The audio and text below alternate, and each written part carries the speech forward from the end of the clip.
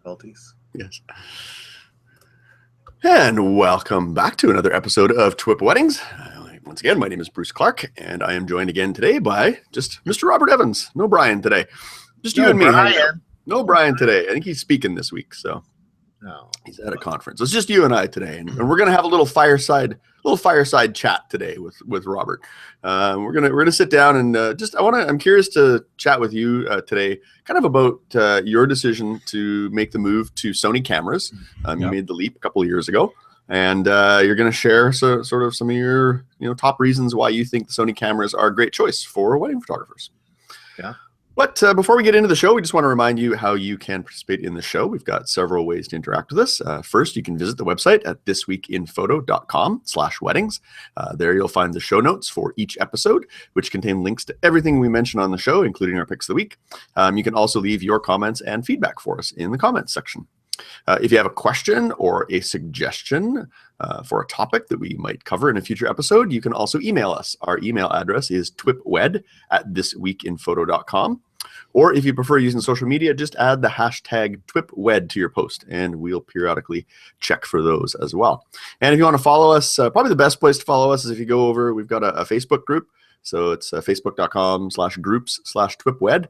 New people joining up there every day, and people are posting questions, and there's some discussion starting on there. So feel free to jump in there and participate with your fellow TWIP wedding friends in there. So there we go. Lots of ways to get in touch with us. So without further ado, let's jump into the show. So like I say, Robert and I are just going to have a little fireside chat today, kind of talking about Robert's decision to switch to Sony. Probably anybody that's listened to the show knows that Robert is a Sony artisan and shoots on Sony cameras. But for most of your career, Robert, you shot weddings with sort of a mixture, right? Of, well, probably film cameras, and then you were a Canon guy. Is that right? Correct. The short and brief history is I've been shooting for 27 years. I shot my first wedding in January of '89, and when I started, we were shooting actually Hasselblad. Like, if you didn't shoot medium format cameras at that time, you weren't even considered, a professional photographer. 35 was sort of looked down on, and then as film itself got better and grain structure got better in film, it was okay to shoot 35. Photojournalism sort of exploded. And I had Minolta cameras as a kid because they were my father's. And then when it was kind of okay to shoot 35, I had a friend of mine that had a Canon EOS, and I really liked it. So that was my first step, and the reason that I bought it, because I had just played with his. And up until about 3.5, maybe almost 4 years now, I shot Canon. And I wasn't per se disappointed with my Canon cameras. I was a little frustrated at times about some of the focusing and back focusing issues that Canon was having then, and some of the images not always being sharp, but it wasn't really enough to, I wasn't angry by any means. But the reason that I switched or looked at Sony was because I was just hearing really great things about it. I noticed when they came into the market, probably about 3 or 4 years prior to my switch, I thought, that's interesting. It's a very big company. I'm going to watch them and see what they do. I knew a couple of the people who were the original artisans. So I just started to hear really good things about it, and I was curious. And I try not to be, every photographer, I think a lot of us are very set in our ways, and we're brand loyal, which you should be in some instances.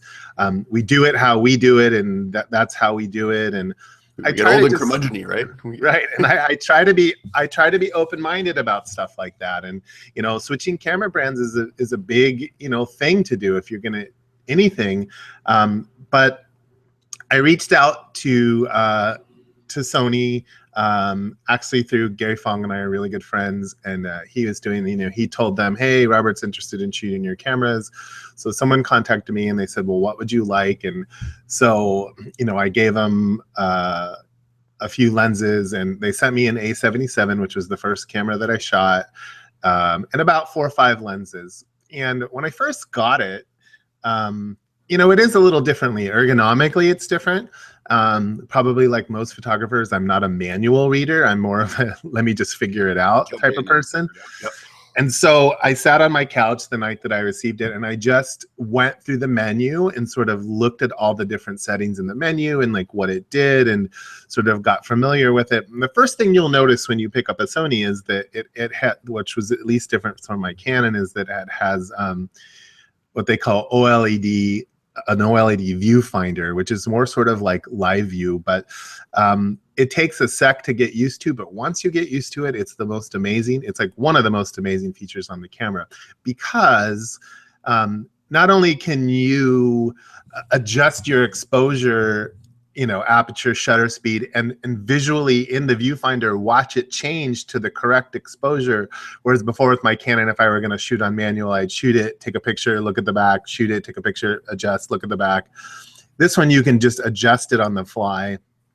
And when you take a picture, I mean, of course, you can turn these functions on and off. The image will pop up in the eyepiece and not on the back of the camera. Well, actually both, but there's a sensor under the eyepiece that if your eye's up to it, it shows into the eyepiece. If you pull it away, it shows on the back. But while you're taking pictures, you can review what you just did, and the client doesn't have to notice what you're doing or you're staring at the back of the camera. So, we can sort of eliminate that chimping that a lot of photographers like to do and look at the back of their camera if you don't want to do that. So for those who aren't familiar with the A77, then it's a mirrorless. It's a translucent mirror in that camera, and so yeah, it still has that ability. And now, of course, all you're hearing about, or a lot of what you're hearing about, are Sony mirrorless cameras. All the Alpha A7 series, the A7, A7R, A7R2, A7S, A7S2. There's several iterations of this camera now that have come out. The A77 was still a digital SLR, not considered, a mirrorless, although it did have a translucent mirror. So what's the difference then? What would be the major technical difference? I'm putting you on the spot on this one. Technical stuff. But. I'm not super technical, but it doesn't have a mirror that moves inside the camera like a traditional digital SLR where the mirror flaps up and down. Okay. A mirrorless camera is, image to sensor directly without the mirror. So the advantages to that, I think just less moving parts within the camera, smaller, lighter cameras, sharper, clearer images. And as Sony keeps developing their sensors and making them more and more, I mean, they're really doing some amazing things right now, leading the way. And I think one of the things that a lot of people don't know is, that is kind of where their engineering brilliance is in their sensors. Sony makes the sensors for all the Nikon cameras, and actually even some Hasselblad cameras. So those of you that are Nikon and maybe Hasselblad shooters, chances are you have a Sony sensor in your camera, so you're already kind of shooting Sony. Right. Yeah, you're kind of halfway there. So let me ask you this: what was the last Canon camera that you were shooting before you kind of started to wade into the Sony deep end? I had the 5D Mark II. Mark II? That was your last one? Right as that, like the 3, I had a big job in the south of France, and I was trying to purchase the 5D Mark III, and the stores were out of them, and so I didn't get it. And then I came back, and I was a little bit over it. I mean, even though I still wanted one. Shortly after that, they also released the new 70-200 version 2. And I've heard that lens is really sharp and amazing, but it went up from, to $2,000 or $2,200, whatever that is, from about a $1,200 lens. Yep. And, I always say, people will always ask me, Robert, what's your favorite lens? And I don't think it really matters, in the sense what camera you shoot, from what I'm about to say. But if I have other lenses that are my favorite, I have several, but my answer to them always was, if you were going to shoot a wedding with one lens and you could only use one lens, or that's the investment that you were going to make, I would purchase that 24-70, whether you shoot Nikon, whether you shoot Canon, whether you shoot Sony, because it's just a very versatile all-purpose lens. Now, most people are not going to do it with one lens, but if you're gonna going sort of to that point, like people always ask me too, well, which camera should I buy? And I always first ask, well, what do you shoot? Mm-hmm. But especially now with Sony having so many bodies, and when it comes to Sony, but if you're going to invest money in your camera equipment and it's a jump for you for the first time, I always say, you know, buy a nice piece of glass and put it on an older body. In that, you know, if you take care of that, save the box when you buy the lens and you take care of it, in a year later you decide, it's not for me, or I don't love this lens, or I don't want to do photography anymore, or whatever the reason is, even if you paid $2,000 for that lens or $1,500 for that lens, chances are it's only going to be $200-300. You're only going to lose $200 or $300 selling that lens, you know, a year or two later. You buy a brand new $3,000 camera body, and in 6 months, it's not worth that anymore. It's just like a computer. So it's something, it's something, right, or a car. It's something to think about.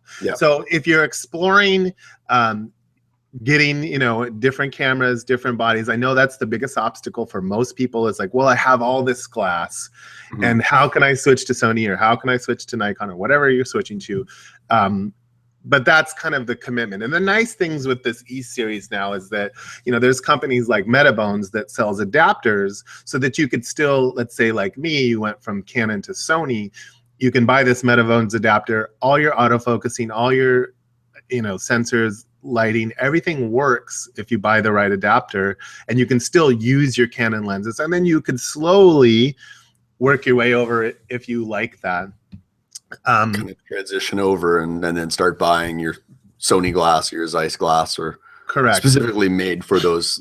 So for those again who aren't maybe technical or don't know a lot about the Sony cameras, I want to come back to the lens discussion in a moment, and kind of the mounts and stuff like that. But I want to talk about the actual transition itself when you made the jump. So you got your hands on some Sony cameras to sort of try out and sort of field test a little bit. Did you did you jump in with both feet right away, or did you kind of wade in and kind of go half and half, or what was that experience like? Yeah, so how I did it, it was almost, I want to relate it from switching from film to digital, but not so drastic, because that was a big commitment and a big jump. But there's a learning curve still, though, right? Like, it's ergonomically different, it's different. So of course I started off just playing with it, shooting my kids, shooting things, sort of getting used to the camera. Then I started taking it with me to jobs and shooting a little bit of Sony, but while shooting mostly with my Canons. And slowly but surely, you know, what I discovered from the Sony, of course, right away was I was really, really impressed with the image quality, how sharp the lenses were. The dynamic range in the sensors is absolutely stunning. One of the first pictures that I took was a conference, kind of a wedding-related conference, but not photography. And I just grabbed this girl that was there, and I said, hey, can I take some pictures of you? I'm testing out this new camera. We went out, this was up north in Big Sur, Carmel area. And I put her under a tree. And of course, when she was facing me, you know, her face was all in shade. But behind her, the sun was behind her. It was, you know, kind of like late middle of the day. So everything was really very hot. The sun, you know, was kind of like that dead yellowy grass. So very hot behind her. And I just exposed for the shadow side of her face, just like you would do with film. And when I looked at the image, and of course I photographed it raw, when I looked at the image in Lightroom, you know, it was a little blown out. Making an adjustment, information was there. And that's all because of the sensor. I was shocked. I was like, oh my gosh, this is pretty amazing, because, you know, I can bring this back and like I can shoot and sort of expose like I did with film, where you're exposing for the shadow and you can let the highlight blow out, or typically with digital, you're exposing for the highlight and dealing with the shadow. Right. So that's one of the things that really first caught my attention, the vividness and the color of the sensors of the Sony cameras. Like I mentioned, the sharpness of the lens. There were some little things even on the A77 and the A99, which I shot shortly after I got an A77 because it came out. I really loved the articulating screen on the back of the camera. It basically rotates in a bunch of 20 different directions. So I really found myself using it at a reception a lot, where I could like pull the screen back, I could flip it down, but I could hold the camera, those of you who are looking, sort of watching the show, I could hold the camera above my head, but look up at the screen. So I was framing my shot and not guessing, you know, during a Jewish wedding, maybe a hora or a big group of people, not guessing where I was pointing the camera and hoping I got the shot. Now I could actually just look up and frame it. Or then the flip side of that, the opposite of that is doing a low angle shot. I didn't have to be that dorky photographer that laid on the ground, let's say, especially in the middle of the ceremony. I mean, I wouldn't do it anyway, but now I could just place the camera on the ground, look down at the screen and frame. And Sony also, another amazing feature, has in it what's called focus peaking. I shoot in manual a lot. The only time I shoot in autofocus is when I need, when someone's moving, maybe during dancing, maybe during ceremony when they're walking back down the aisle. But most manual focus, just to clarify, not manual. Like, yeah, manual, but manual focus, right? Thank you. I shoot in manual focus a ton. And Sony has a feature in their cameras. It's called focus peaking. And you can set the color of the focus peak to yellow, white, or red, whatever your preference is. But wherever you focus, it will be highlighted in the shot. And you see it a lot, especially if you're using a very telephoto or tight lens and a shallow depth of field, where you can watch the focus go from front to back of the, of the image. But that way I could place the image, I could place the camera on the ground, look down at the screen and focus, and not have to look through the camera and worry about where my focus was. I knew by looking at this focus peaking, and I really loved that feature as well. And so, I mean, I just, within the first month of shooting these cameras, I was pretty much hooked. And I was like, wow, I really, really love that.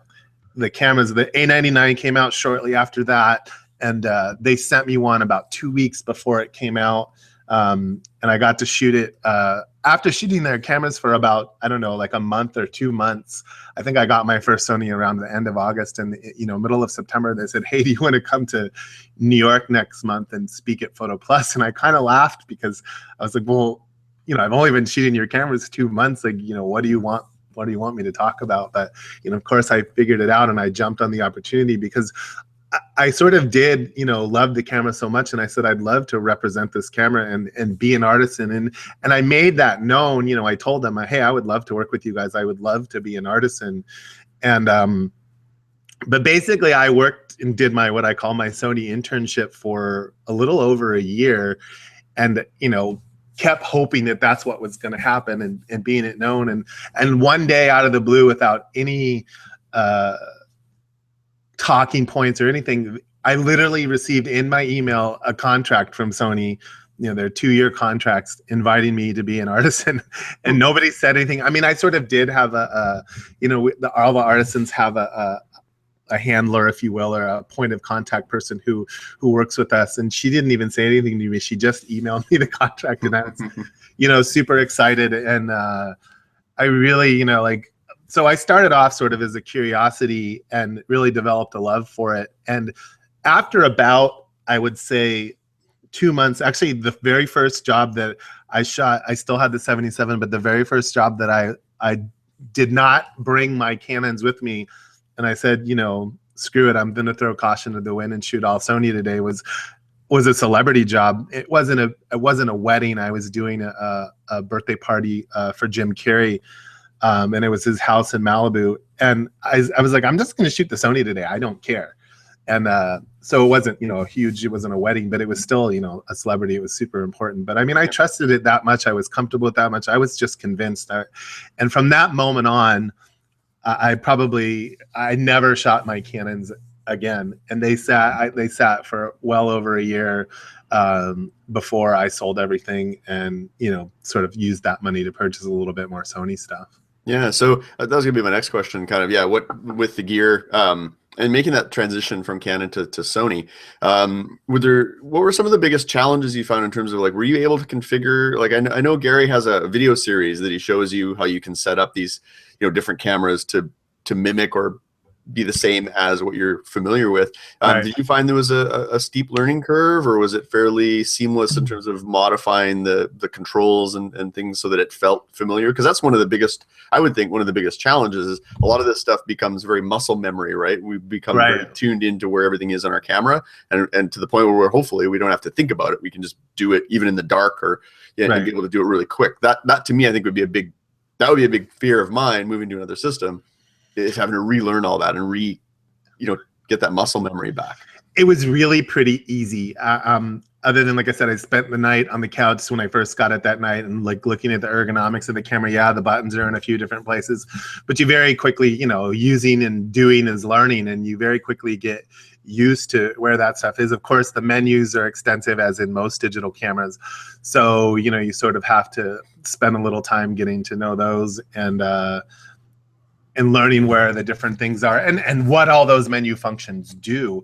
I don't really say like I'm like not a super technical photographer or geeky like that, but I definitely, you know what my cameras do. In most cases, I know how to make them work and what to do. And you mentioned Gary's YouTube channel for all the Sony stuff, which is actually amazing. You know, sometimes I will go there myself and just watch those videos just to get an answer to something like, oh, you know, and of course, every new camera comes out. The nice thing is all their menu structure is really pretty much the same in every single camera. They vary different based on the what the camera does and the features that they have. But, you know, it's quickly and easily learnable, especially with his videos. You know, you learn a ton. And I've never seen any other product out on the market like that. You know, he spent a lot of time, and Gary doesn't get paid by Sony. Gary does that because Gary wants to do it, and he really believes in the product as well.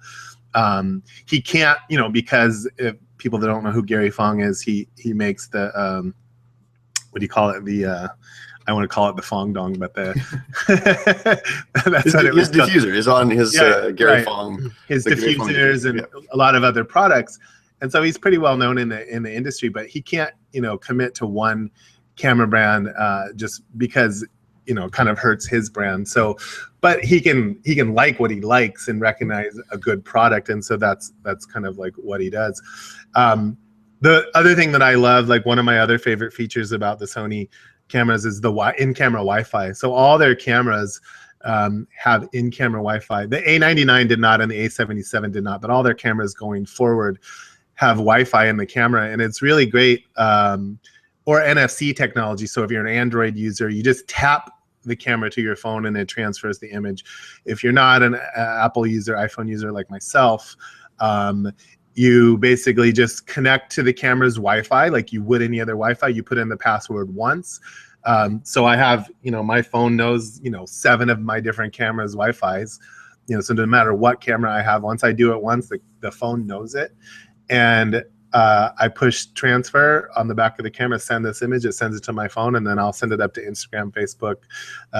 I'll use it on the wedding day to show clients. A story I like to tell, I was doing this really big wedding last October in upstate New York.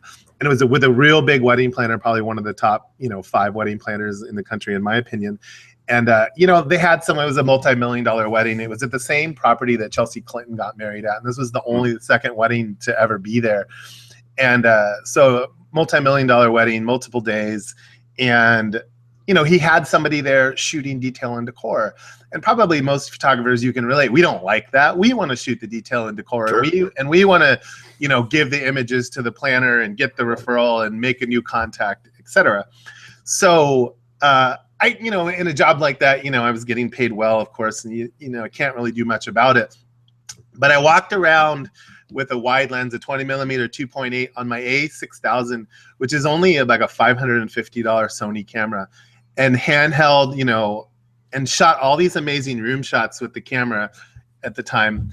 And just click. There were several different areas. And I went up to the planner. Well, so I had transferred 3 or 4 of the images to my phone via the Wi-Fi. And I went up to the planner and I said, hey, David, here's what your room looks like.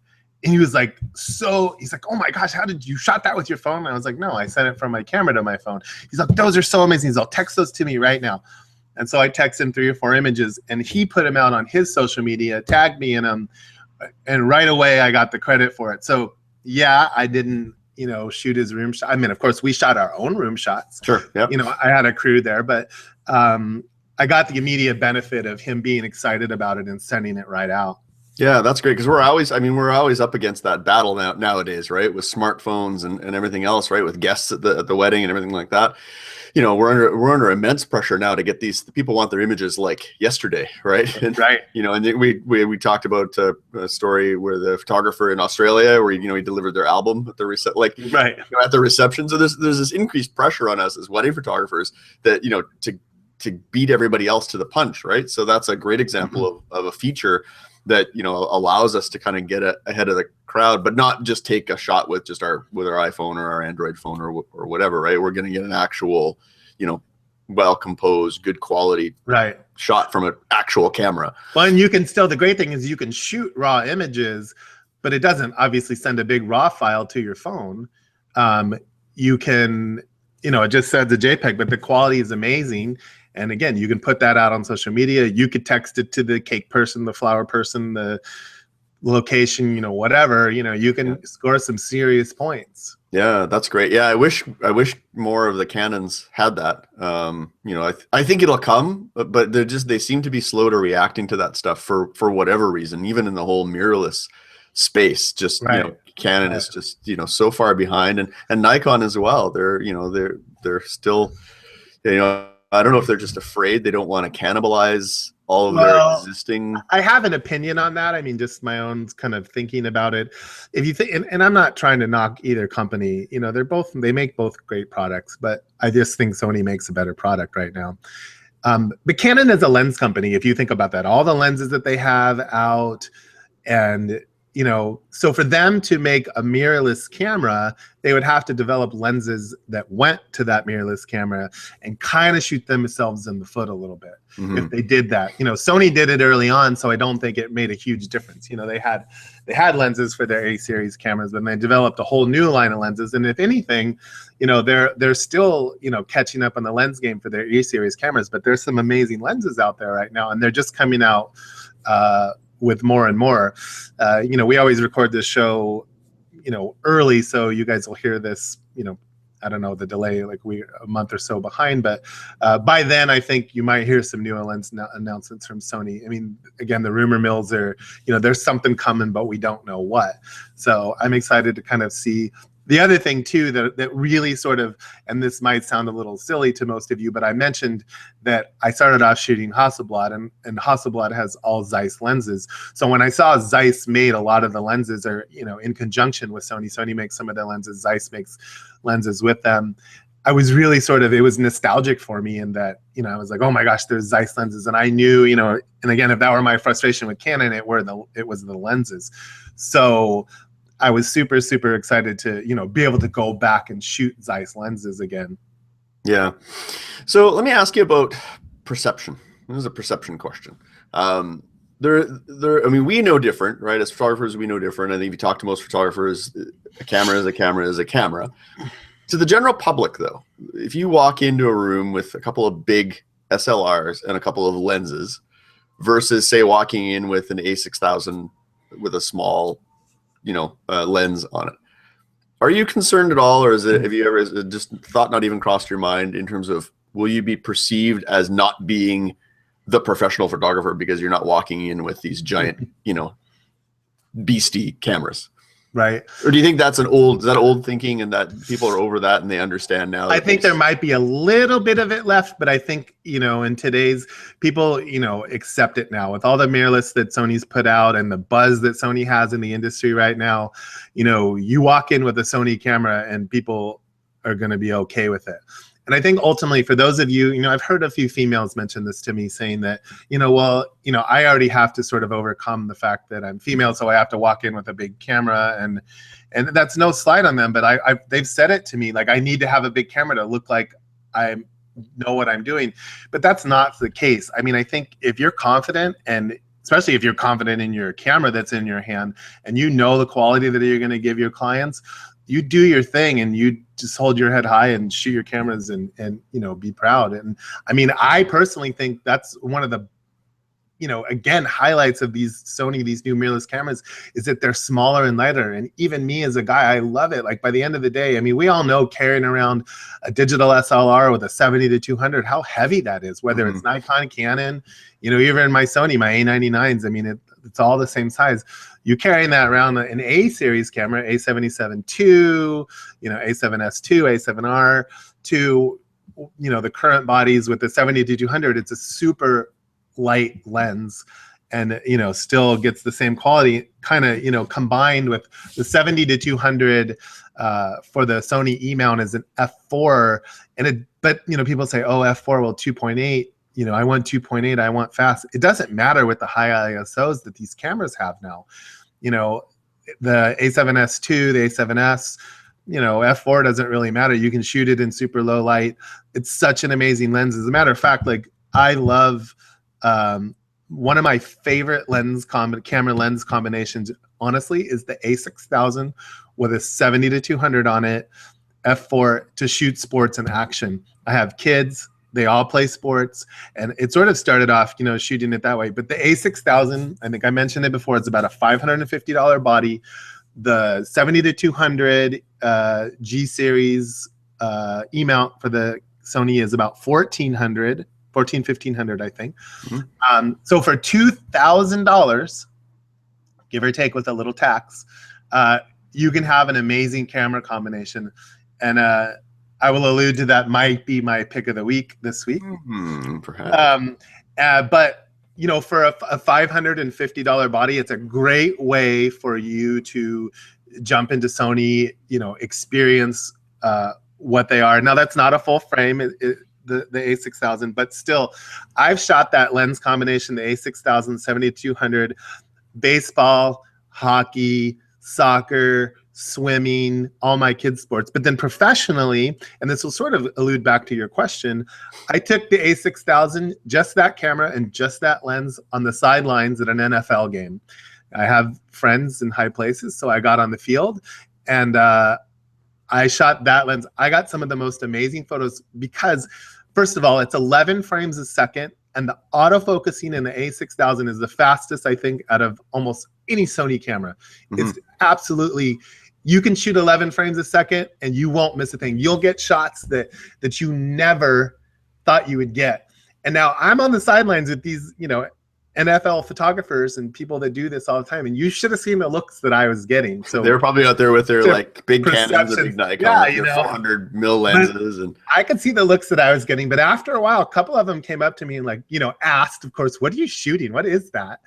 And then, I was Wi-Fiing some of my favorite images to my phone, and so I could just show them right away. So that was blowing them away. Yeah. And then they were like, oh my gosh, like they saw the action and the pictures that I was getting. They're like, dude, those are good images. And I was like, yeah, this is my first time on a sideline.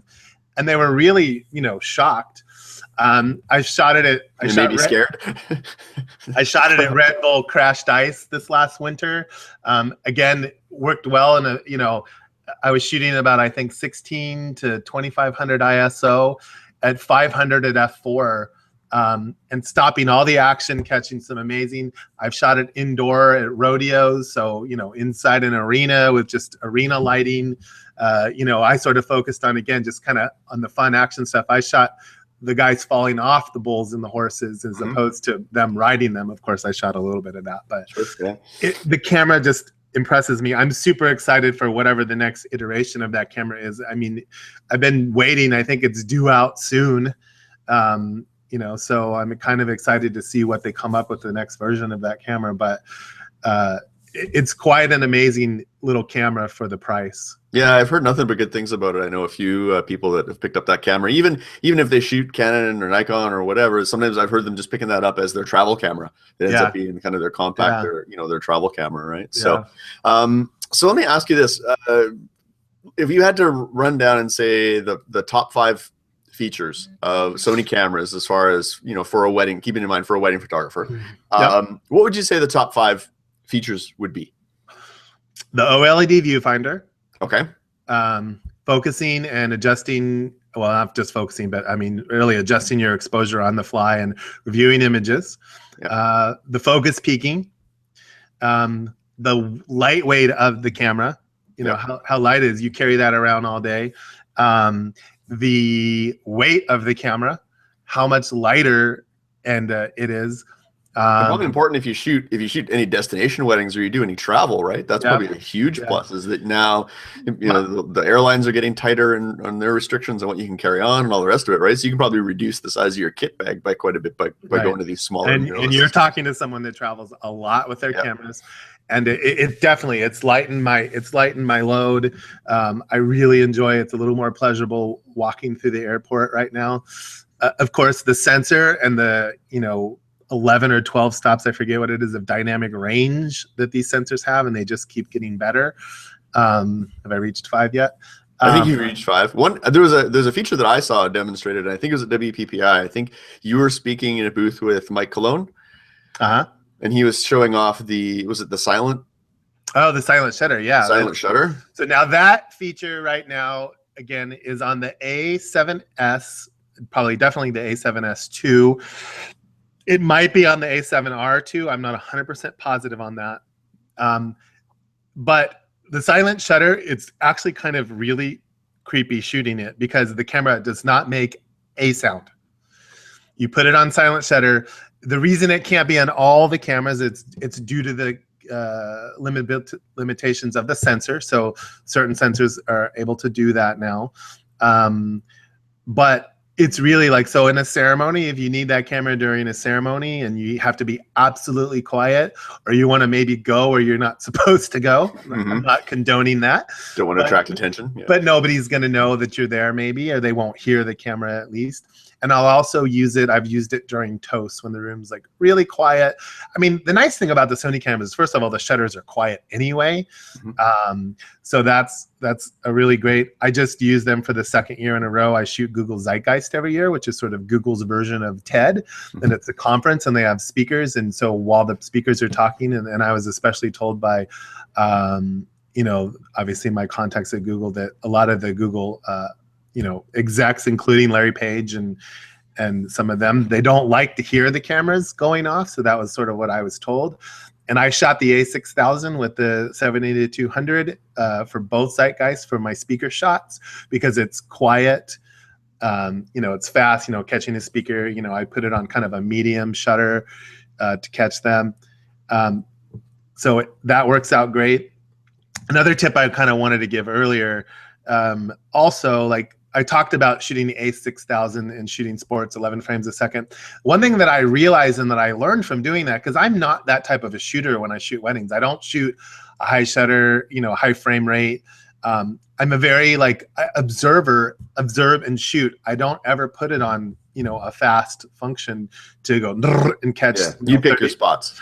I pick my images. I watch, and I shoot the moment. And it's sort of fun for me. It's almost that challenge of, can I catch it? Right. Where I have incorporated the high speed frame rate and that camera is, I will use my A6000 if I'm outside, a lot of the times outside ceremony, where I'll put on a wide lens, maybe a 24-70, maybe a 16-35, 16-35 preferably, and I'll put it on a 11 frames a second. And when my couples are backing down the aisle, autofocus. And I just back down with them and just let it fly. But yep. And in the past, I might, we all know how hard that is. You've got to catch a good expression, and they're looking at people and friends and all that. I might get 2 or 3, good images of the couple coming back down the aisle. Doing it this way, there's 10 or 15 to choose from because you're catching like all these little split seconds of emotion and reaction. And yes, maybe you don't want to deliver that, but when you deliver 5 stunning images of them coming down the aisle instead of, I got one and this was a blank, and here you're shaking someone's hand and you're looking at, that. Yeah. So that's one area in wedding photography where I will utilize my sort of sports techniques. Yeah, I saw something cool too. I think it might have been Gary or somebody was demonstrating where you can actually register faces in the camera, and then it'll prioritize those faces in terms of the focus tracking, right? Correct. So you could register the bride and the groom's face, and it would sort of give them priority on the scene. Yeah, we haven't even talked about that, but it has face detection, which just like your iPhone or any phone you use, a little square will come up. It's really cool if you're shooting a group shot and you have face detection on, because you'll have like 30 screens, 30 little squares pop up and recognize faces. But not only will it do that, a lot of the newer cameras have what they call it'll just detect the face, but it'll also you can set the focus point to the eyeball. So, when we're shooting people, we're focusing on their eyes, making sure their eyes are sharp. So you can set that focus point to the eyeball, and it will also just grab onto the eyeball and help with the focus as well. Yeah. So let me just to kind of, we could probably go on for a while on this, but we don't want to run too long on this. But I wanted to, is there anything that you're missing that you've been shooting it now for a while? Are there any drawbacks or any things that you go, they can maybe do this? I've heard one thing's battery life is a bit of a concern because there are more electronics that you're going to chew through a few more batteries. Is there any other things that you're longing for that you don't have since you made the switch? Honestly, no. Battery life is a good point. I mean, if anything Sony could improve on is and we, as artisans, and I'm sure the public, want their batteries to last a little bit longer. You just make sure that you have several of them. If you purchase a camera, of course, you're going to get a battery, but I'd get yourself, 3 or 4 so that you have them. So that definitely could be improved on. But I mean, what they're doing, and even the new sensor that's in these new cameras, the back illuminated sensor, gosh, it's so exciting to see what they're going to come out with next. But so you have the in-camera 5-point stabilization as well as whatever lens stabilization you might have. The high ISO. There's so many things, but I mean, I'm not missing anything that I did from my Canon days, especially as they get better. So yeah, I mean, I think battery life would probably be the one thing that could definitely improve on. What about compatibility with other accessories? Like I'm thinking off-camera flash, and even what memory cards did they take? Because I know I had a Sony camera, like a digital, kind of early on, just a little point and shoot, and they had their own proprietary memory stick thing. They're always more expensive, and you had to get a separate reader for it. And have they gone away from? Because I know Sony was beta when everybody else was VHS. They always seem to go against the flow. So I'm wondering on their cameras now in terms of compatibility with accessories and that kind of stuff. Well, all their cameras take SD cards, so that was a little interesting for me to switch. I mean, it's just sort of a mindset, but from switching from CF cards to SD cards. But again, they're smaller, and they hold just as much memory. But I think it's kind of funny, how can this little tiny card hold 128 gigs if I wanted to, or 64 gigs? Their cards are fast. They take dual cards, most of their bodies? Most of their bodies take single cards. I know that's another thing in some cameras that we've said. You've got to have the room to do it, to have dual card slots. Yeah. But most of them it's a single card slot. Accessory wise, I mean, you can use, I have, of course, off camera lighting, and my remotes just, triggers go into the hot shoe. So, it's going to depend on what company that you use. You can do, if you have multiple flashes with Sony, just on camera flashes, you can make one a slave and use them that way. Yeah. Do they have, can you work them with, say, Canon flashes or Nikon flashes, or? There might be a way to do that, but I don't know that. Yeah.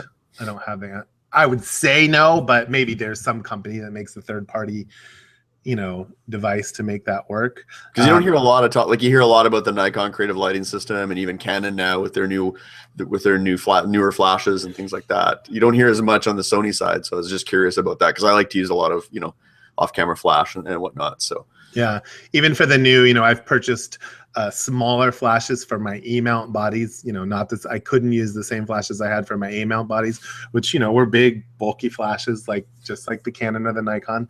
And the little ones, it's really amazing. You kind of look at it, you're like, oh, this is a toy flash, but it does an amazing job, and it works. I shoot a lot of available light, and I probably one of the only few times that I put a flash on at a wedding would be during the reception. And usually for shooting dancing and candids and things like that, I throw on a 20 to 20, 24 to 70 or a 16 to 35 with my flash. I'll put the diffuser on to spread it out a little bit, but it's nice. I can just walk around camera, then is an instance where I would use autofocus, especially shooting fun dance cannons. And I don't even typically ever look through the camera. I just walk around holding it up, looking at the people, and, just snap, because, the autofocus works so great. Yeah. Cool. Well, maybe when we put together the show notes for this episode, you could send me a little list of kind of what your gear kit consists of, and we can put that in the notes. And then maybe if you got a couple of images that you're really proud of that you've captured with, say, your A6000 or one of the Sony cameras, we can kind of include all that in the blog post, so people are curious to kind of pick the peep a little bit and see what's in your actual gear bag. I actually have to. I will send you a picture, because ironically right now Sony's asking me to, in the February issue, so this should be out by February, there'll be a feature on me in Alpha Universe, the magazine, and you can view that, of course, in the magazine. And there's a brand new Sony site for those of you that are a little bit curious. It's Alpha Universe as well, Sony Alpha Universe, and you can go there, and or just alphauniverse.com. It features, all the different artisans, but there's articles, and there's a place to discover and see where people are speaking, and other people, there's a page where they're pulling in content from other people that use Sony cameras. So if you want to put anything online and you hashtag it Sony Alpha, that pulls from that hashtag, but it's a pretty good informative site. But anyway, that article is going to be on some of the lenses that I use and how I use them at weddings. So a little bit an extension of what we're talking about here. And anyway, they want me to do a what's in my bag photo. Okay. I actually need to do that here in the next day or so. So perfect. Excellent. I will get that shot, and then you can have a copy of it as well. Excellent. That sounds good. Perfect. Well, good stuff. Well, yeah. So, some great advice. I think, those that are considering making, the transition to another camera system, I think I'm hearing a lot of good things about Sony as well. I'm curious, about Sony. I definitely want to, investigate a little bit further. It's, it's not easy to make the jump, for sure. It's financially, there's a bit of an investment there, right? But, I'm kind of waiting. I'm hanging on to hope that Canon's just going to come out with something here that's just going to blow me away and, keep me on board. I mean, I'm happy with my Canon stuff, but I see some of these cool features like the Sony, or even, a friend was shooting the Nikon, the new D750, and it had the, the built-in Wi-Fi and these kinds of things. And I was like, damn, what, I've got the Canon 1DX, and I've got the 5D Mark III, which kind of their top end cameras right now. And I'm just not seeing that, but I'm hoping, both those cameras now are, 4 years, 5 years going on.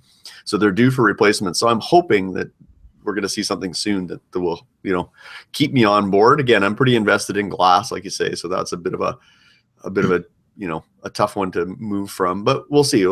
Who knows? Who knows what the future holds? But. And the good thing with the glass, I think, is a lot of Sony's, even their nice high-end lenses, are a little less than some of the, L series glass that Canon has. So, I know it's a big hassle, and when you do it, but if you sell some of your Canon lenses and there's still, you have some L series glass, like that's all I did is like sold some of it and then reinvested it in Sony. And a lot of times it was a little bit cheaper. Yeah.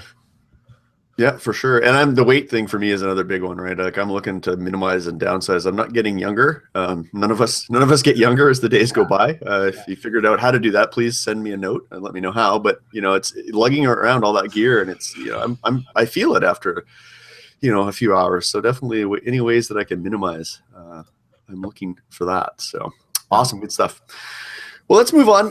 We'll do a listener question this week. We've got a listener question that was posted actually in our Facebook group, and I thought maybe we could take a crack at it and give some advice. So we got a question from Byron Rivers, and Byron asks, wedding photographers and prepayment receivers, or I guess maybe retainers or deposits he's talking about, how do you treat the cash paid today in payment for an event that's 9 to 12 months away, which may include print materials, etc.? I can take cards, checks, and of course cash, but when I get them in these situations, what do I do with them? Help! So Brian wants some help. He wants to know what to do with that retainer and the deposit when he gets it.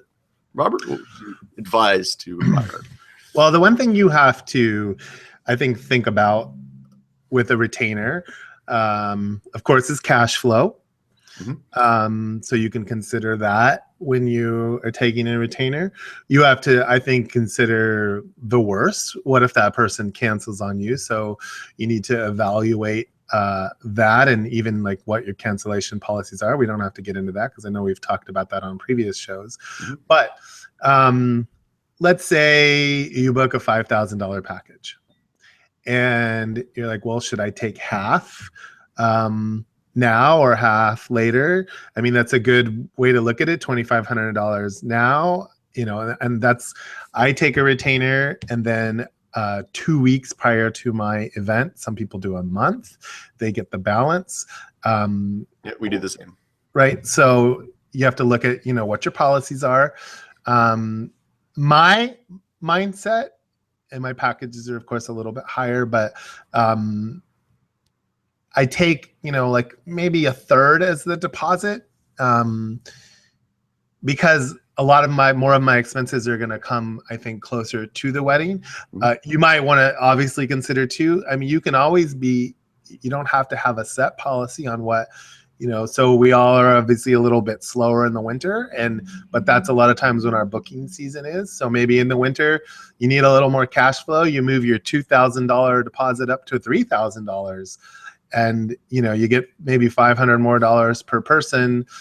Also based on knowing when that wedding is, maybe that's in June, that's in July, and you're slammed in those months. So your cash flow is going to be good in those months. So you're just sort of like trying to help yourself out. But again, you also have to consider, well, maybe you book a wedding in July and you have 6 weddings that month. So your cash flow is going to be great because you're getting a lot of balances. Maybe then you only take a $2,000 deposit when you would have taken a $3,000 deposit. But you have to consider, if that person does cancel on you, what are you going to be left with for not working that day? And especially if it's the last minute, they cancel a month or 2 out. You all should have policies in your contracts that, the way mine is, without getting into it, I have 90 days or more out from the wedding for a cancellation, 60 to 90 days, and then 60 days or less. And that's how I have my cancellation clauses broken out. But if they cancel on you 60 days or less, chances are of you booking another event is a lot less than if they cancel 6 months out. So if they cancel on you and you've only got $1,000 deposit on your $5,000 package, that's all you're getting paid for that weekend. Yeah. So you want to consider, that's my advice. Like, you want to consider those things. I think I gave you a lot to think about. Yeah. I think also Byron kind of wanted to know, like, what should he do with the cash? Like, should he spend the cash? Like, is it okay to go out and start spending that money, or do you put it aside and that's kind of right, an account that you don't touch that until you've actually shot the event? What would your opinion be on that? Like, do you treat it as I've never done that, other than you should always put your percentage aside for your sales tax. Yeah. So that you have that covered, so you could have a separate account that you take 10% of it or whatever it is, and you put that aside for your sales tax. So when sales tax due, you can pay that. But the way I look at it, it's cash flow. In the winter, I'm not shooting as many jobs as I am in the summer, so my deposits and those things are my cash flow. Hopefully I've had a good summer and I've saved up money to get me through the winter too, should I not get a ton of bookings then. But you have to consider that you have bills to pay. If you have a good reserve, just let it sit in your bank account. Don't go spend it, just because you booked 10 weddings in the winter and you're like, ooh, all of a sudden I have more of an inflow than I normally do. I'm going to go buy a new Sony camera, and then you don't have the money a couple months later. So you just have to be smart about your cash flow and planning, knowing how many jobs you have in one month and when cash flow could be good and other months when it could be slow, and prepare for that. But that's, what deposits are. It's just constantly money coming in, deposits, balances, it's money coming into your business. And you have to know what your bills are and your expenses are in any given month, and make sure, you're comfortable and you cover yourself. Because we all know it sucks to have a month when you don't have a ton of cash flow and you have a ton of bills. And inevitably it seems to work out that way, where you have more bills in the month and you don't have the best cash flow in. Yep. And as always, anything when it comes to this stuff, talk to your accountant as well. Talk to your accountant, and they can give you advice in terms of the accounting side of it. How do you record it? What does it, it's technically it's not revenue maybe because you haven't earned it. So it goes into more of a receivables. Again, these are discussions to have with your accountant, and they can give you, they can advise you in terms of how to deal with it. Right. But, right. And from an accounting standpoint, accountant or bookkeeper should be able to help you out there. So Excellent. Well, good question. Hopefully, Byron, that gave you some help with that question. Again, if you've got a question for the show, just head on over to thisweekinphoto.com. You can leave your questions or comments in the blog post, or you can do like Byron did. You can post a question in our Facebook group, or you can also email us a question. Our email address, again, is twipwed@thisweekinphoto.com. All right, so before we wrap things up, we want to just quickly go through our picks of the week, and I think Robert already kind of hinted at his pick of the week this week, but he's going to share, each episode we pick a photography-related item that we think would be benefit to wedding photographers, and our picks can be anything as long as they are somehow related to photography or the business of photography. Robert, I'm gonna channel my inner Karnak, and I'm gonna guess your pick this week is going to be a Sony camera. Yeah, we might as well just go with the theme. So that was my choice, was the A6000, like I sort of alluded to earlier. Again, the reason, if you're thinking about trying Sony, it's a great camera at a very inexpensive price to get into. For $550, I believe you can get yourself a body. I think for another $100, it comes with a little kit lens. But my suggestion, if you want to buy a camera and a lens, depends again on what you shoot. Buy the Sony A6000. Get yourself a 20 to 24, 24 to 70 Zeiss lens to go with that. Or, it's kind of good medium. Or again, if you want the action, you want a little bit longer of a lens, get the 70 to 200. It's a $1,400 lens. And again, for around $2,000, $2,200, you're going to have a really sweet camera system. I mean, I go to that, like you mentioned, I take it with me when I travel. I take it with me out on the boat when I fish to record my fish. It's just so many uses. It's a walk around camera when I do street photography, when I travel, in different places. It's just that lens, typically in a 24 to 70 is a great just walk around, keep at your side, keep in a small bag, super light. You're going to love it. Nice. Well, maybe talk to the folks at Sony and let them know, if they're looking for some more brand ambassadors or artisans up here in Canada, I'd be more than happy to take some Sony gear and take it out for a spin and share my thoughts on it. So if you know anybody, hook me up. All right. Well, my pick of the week this week is just kind of a fun one. I don't know if you've seen this website before or if you've gone to it. It's called What Should We Call Wedding Photography? Have you been to this site before? I have not. Okay, you have to check it out because it's quite hilarious. So basically, I'll put a link in the show notes to this site. But basically, it's a series of GIFs, really funny gifts, and they're all related to wedding photography or just photography in general. So if you're a photographer, so one of them, that's up there right now, a current one is when you get we want fall foliage photographs email in November, and then it's got, kind of a gif of this girl, she's laying in bed and it's saying, "Are you on crack?" So it's these kind of funny, all the frustration things that we feel, like my feelings as it gets closer and closer to December, a month of no work and no pants, and it's got this cat very shifting, very excited. It's a hilarious site. So if you ever ever get a chance, what's the website? What should we call weddingphotography.com? It's what should we call weddingphoto.tumblr.com. So it's a Tumblr site. Got it. And there's like I say, I'll put a link to it in the show notes, but it's all these GIFs, and some of them are pretty funny. So if you're looking for a good laugh and need a little bit of humor, check that out. They tend to post, usually a new one every day or two, and some of them are quite funny. But they're just a series of animated GIFs that are pretty funny. So if you're looking for a little humor. Well, that brings us to the end of another episode of TWiP Weddings. We want to thank our sponsors for their support and remind our audience, send in your questions, your comments for the show, and visit our Facebook group and get the discussions going there. So before we wrap up, where can we go to find out, keep up with everything Robert Evans? Well, since we're talking Sony and you want to find out more about me, Sony, as an artisan and see some of my work, of course, you can go to Alpha Universe. I mentioned it earlier. It's alphauniverse.com. Click on artisans, find my name, myself, and of course, all the other artisans you can read and learn about, and of course, Sony cameras and products. If you want to see my website, it's robertevans.com. Instagram and Twitter, I'm at Robert Evans, and Facebook is Robert Evans Studios. Excellent. Good stuff. And if people are looking for me and want to follow our work, you can find me over at our website, which is momentsindigital.com. And there you'll find our blog and all that good stuff. And you'll see, if you follow our blog, you'll see what we've been up to, our recent shoots and things. And if you want to follow me on social media, you can find me at Bruce Clark, and that's Clark with an E at the end, at most of the usual suspects, Instagram, Twitter, all that good stuff. So feel free to give me a follow or say hello.